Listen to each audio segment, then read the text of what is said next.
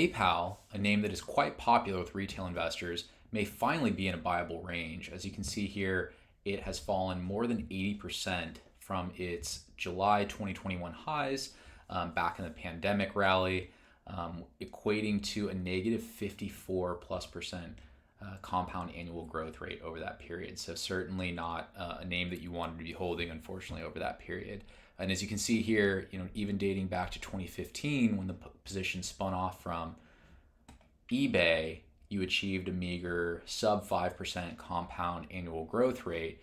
And comparing that to the S&P 500, over a similar period, you can see that investors were certainly not rewarded, achieving less than half the rate of return of the S&P 500, unfortunately.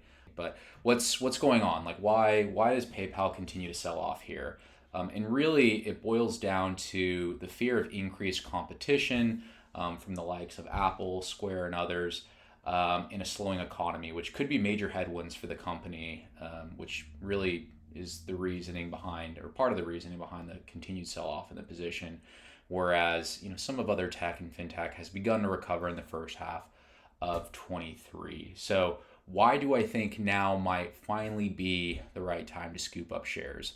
Well, as you can see, the company is actually still growing. It's really some of the concerns regarding customer churn, which analysts believe could impact earnings, revenue growth on a go forward, that are the concern here. But again, if you look at this chart here, the company has sold off into a pretty buyable range when you consider the multiple that it's trading at. And obviously, if earnings collapse on a go forward, that changes. There's two parts to the equation in the PE ratio, but at sub 15x adjusted price to earnings, it is extremely viable, and more viable than it has ever been in its history, as you can see here. So if you look at the financials of PayPal, you're also looking at a company that has exhibited strong growth over the past 5 plus 10 years.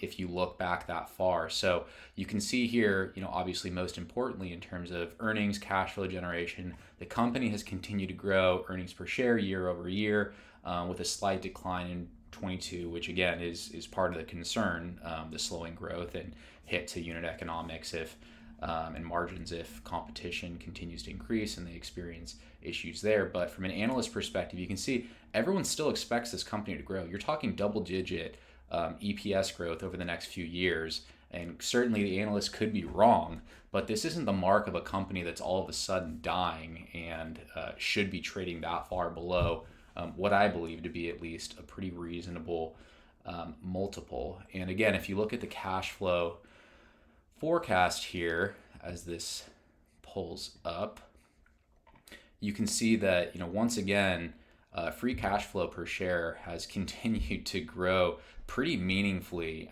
dating back to 2020. So if you look in 2017, you can see that free cash flow per share actually dropped year over year. But if you had a long-term perspective of PayPal, it certainly would pay off if you're at least looking at the free cash flow per share perspective. And again, free cash flows continue to grow.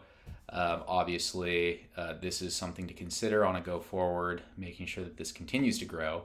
But shifting back over to this chart here, you can see really the main issue to me, outside of some of the concerns on future growth, which I think are a little bit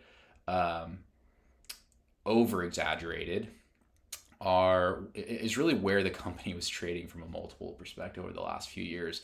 You're talking a position that was trading at its highs, near 70x price to adjusted earnings, which just doesn't make sense, especially when you're looking at the historical, growth trajectory of 15x, which is where I'm more comfortable buying in the 15 sub 15x adjusted price to earnings. So why do I think now is potentially, outside of this dip in valuation, why now is a great time to pick up these shares?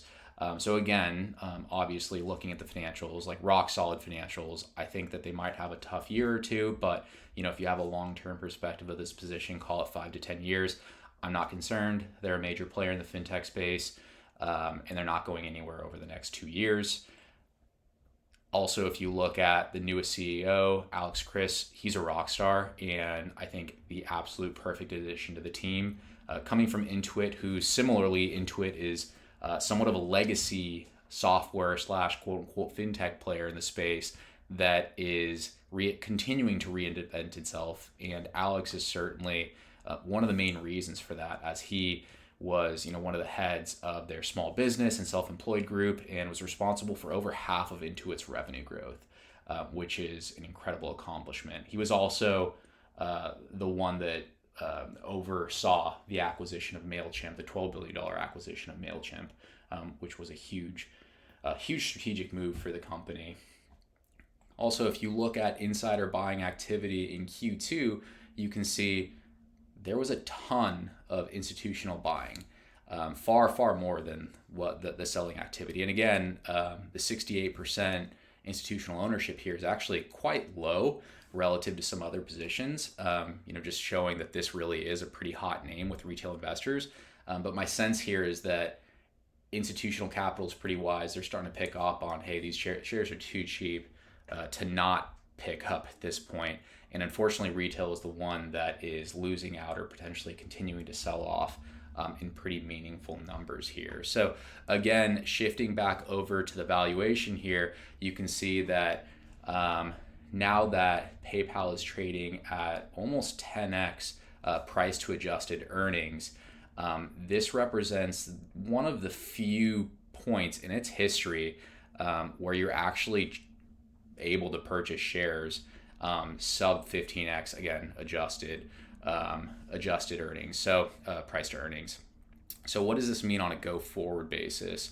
Well, if you look over the next few years, and obviously like these are estimates, analysts can be wrong, they are frequently wrong, but if you look here, you can see that the analysts that have evaluated PayPal have had a pretty strong traction of visibility over the 1 year forward forecast and 2 year forward forecast. Specifically, we're looking at price to adjusted earnings, with some misses over the last few years, 22 being the most meaningful one, which is further exacerbating the sell-off here. But if you look on a go-forward basis, again, where the position is trading, if you anticipate, if you incorporate the earnings expectations over the next few years, analysts still expect this thing to grow at a double-digit compound annual growth rate.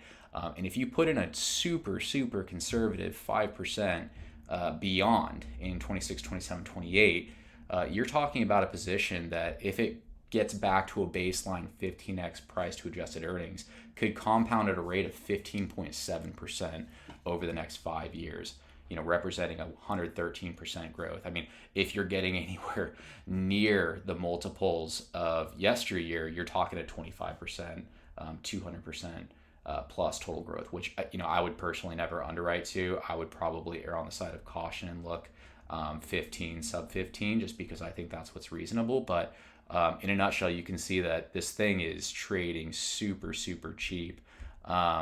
Even the last few months, it wasn't trading in a range where I think it was, super buyable, but it's finally dipped into that range, and long-term investors could certainly be rewarded here. So definitely one to watch out for, one I'm watching out for, and think could be a major compounder over the next 5+ years. Good luck.